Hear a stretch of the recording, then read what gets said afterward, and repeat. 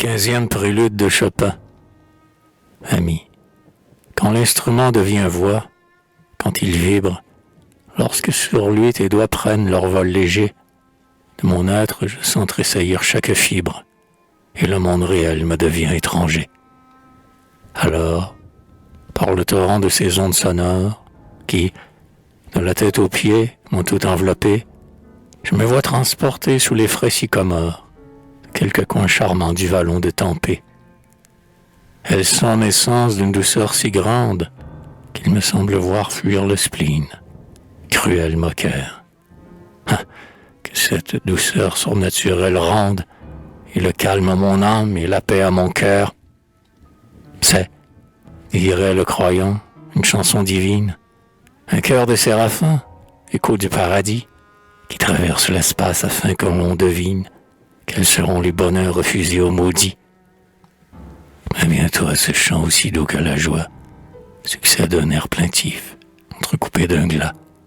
Au fond de sa douleur, alors, mon cœur se noie, et je voudrais mourir, tellement je suis lasse. Oui, très lasse et meurtrie, brisée par l'existence, la coupe trop amère où trop longtemps j'ai bu, ce qui me fait chercher quelle est bien la distance qui me reste à franchir pour atteindre le but.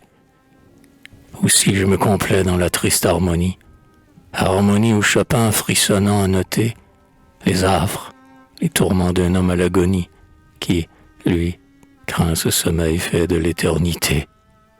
Je vois le moribond étendu sur sa couche, le front déjà teinté de tons cadavéreux, et je l'entends râler, et je vois que sa bouche se crispe sous l'effort des soupirs douloureux.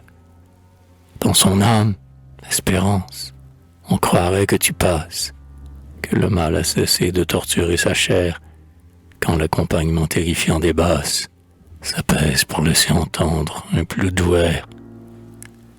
Alors, le malheureux, dans les lointains du rêve, aperçoit un jeune homme alerte, plein d'entrain, femme au bras, dans un bois, au champ, sur quelques grèves, et ce jeune homme chante un amoureux refrain. C'est lui que ce mourant voit dans sa remembrance, s'agiter et marcher, fier, amoureux et beau. Il oublie un instant son atroce souffrance, et les bons souvenirs lui cachent le tombeau.